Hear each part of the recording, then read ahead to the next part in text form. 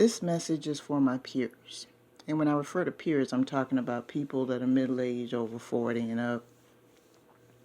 I mentioned before in previous audios that you have to adapt to the times. Bottom line, if you don't adapt to the fact that life changes and society changes and that you don't want to change with them, you're going to find yourself a victim to some of these changes.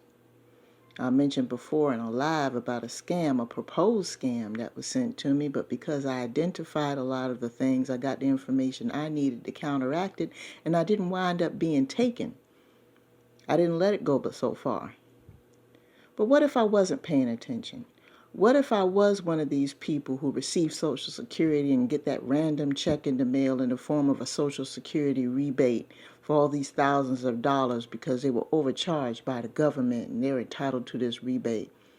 Especially with the times that we're in right now where there are stimulus checks being sent out, relief checks being sent out. So of course there's nothing unusual about somebody getting a rebate on something that they overpaid. Some of us who paid on our student loans early in the pandemic wound up getting a rebate for overpayment. Okay. But the thing is that if you've been out of the loop in regards to technology, current events, and things like that, you're going to find yourself a victim to some of these developments. Now, I mentioned in my live, and you might want to check it out, about the things that you should look for when someone's trying to scam you. But the bottom line is this, is that you don't even have to go that far if you already are abreast of technology. You know, you have a computer, you operate a computer, you know software programs, you know how to deal with that. You know how to deal with password protection and two-factor authentication and things like that. You know how to deal with those things. You protect yourself online. But there are some people that are so stuck in their ways, all they want to do is just grow old and die. And in the meantime, they don't want to keep abreast of anything. Some of them have cell phones and don't even use half the functions.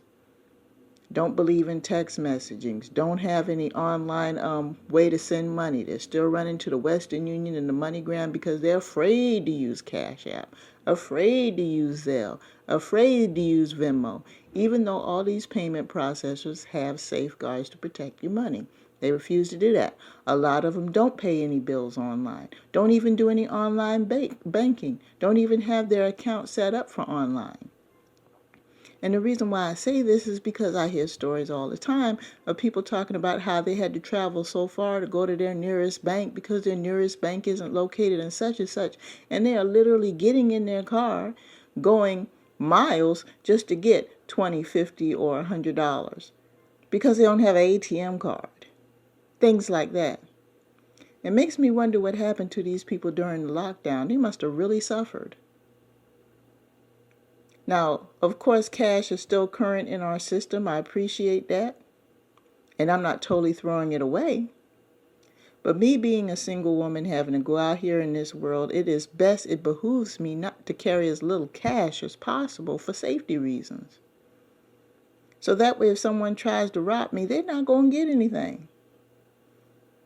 And if they do get my cards and my information, they're going to have to go through hell and back to try to get a single dime from me. I have alerts set up on all of my monetary accounts. All of them. Double safeguards. In some cases, triple safeguards. My phone is protected. All of the devices that I use electronically are protected. I have passwords and logins for all my electronic devices, laptop, desktop, tablet, phone, all of my devices, and I don't give those codes out to anyone. Just because you're getting older does not mean that you're still not a part of this society, because you are. I'm a member of AARP because I'm over 50 years old. As soon as I turned 50 years old, I went ahead and joined AARP. And they send out a bulletin in the magazine every month. And every time they do, they have very, very helpful articles in regards to protecting yourself. Advice in regards to vacations and health and daily life and investments. And, they outline things step by step. They help keep people abreast. So, Even though they're not a sponsor of me, I'm going to put out this PSA that is, if you're over 50 years old and you're not a member of AARP, membership is very, very cheap every single year, and it's worth it because you can get discounts on different things: travel, investment products, insurance, valuable information that you normally don't see in mainstream media. And also, when you do travel, you might be able to get a discount because you're a member of AARP. So it's good to have that. But if it wasn't for a lot of the people that I've run into going through what they went through, I wouldn't know what I knew. I could have easily been a victim of the scam attempt. And it's not the first time that anybody's attempted to scam me. I have sense enough to know to empty my spam folder before I even look at anything. Now, if I'm expecting an email from a new source, I will look for that specific email, mark it as not spam, and send it to my inbox. But I don't open up and read what's in my spam folder because I already know that that's unsolicited stuff. I empty it before I even open anything because there are a lot of hidden viruses in there. And these are little things that people that are older than me or my age get caught up with because they're not abreast of technology. It all boils down to not being willing to learn.